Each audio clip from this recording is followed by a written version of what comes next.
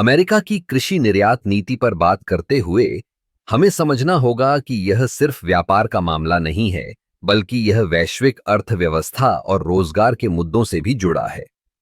हाल ही में पूर्व विदेश सचिव ने लुटनिक के भारत के खिलाफ दलीलों को बखूबी खारिज किया। उन्होंने स्पष्ट किया कि अमेरिका की प्राथमिकता कृषि निर्यात को बढ़ावा देना है, न कि भारत में रोजगार सृजन करना।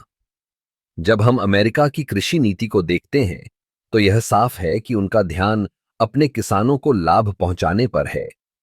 अमेरिका चाहता है कि भारत जैसे बड़े बाजारों में उनके कृषि उत्पादों की मांग बढ़े। लेकिन क्या यह सही है कि हम अपने देश के किसानों और श्रमिकों की कीमत पर यह सब करें? भारत में कृषि एक महत्वपूर्ण क्षेत्र है, जिसमें करोड़ों लोग जुड़े हुए हैं। अगर हम अमेरिका के दबाव में आकर अपने बाजार को खोलते हैं, तो इससे हमारे स्थानीय उत्पादकों को नुकसान होगा। यह न केवल कृषि क्षेत्र को प्रभावित करेगा, बल्कि इससे रोजगार के अवसर भी घटेंगे। पूर्व विदेश सचिव ने यह भी कहा कि लुटनिक की दलीलें केवल एकतरफा हैं। अमेरिका का उद्देश्य अपने आर्थिक हितों को बढ़ाना है, जबकि भारत को अपने किसानों और श्रमिकों के हितों की रक्षा करनी चाहिए। हमें यह समझने की जरूरत है कि वैश्विक व्यापार में संतुलन बनाए रखना आवश्यक है। भारत की कृषि नीति में सुधार की आवश्यकता है, लेकिन यह सुधार अमेरिका के दबाव में नहीं, बल्कि हमारे अपने हितों के अनुसार होना चाहिए। हमें अपने किसानों को सशक्त बनाना होगा, ताकि वे वैश्विक बाजार में प्रतिस्पर्धा कर सकें।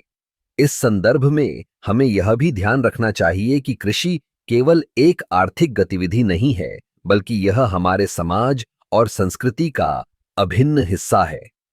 अगर हम अपने कृषि उत्पादों को सही तरीके से बढ़ावा दें, तो हम न केवल अपने किसानों को सशक्त बना सकते हैं, बल्कि देश की अर्थव्यवस्था को भी मजबूत कर सकते हैं।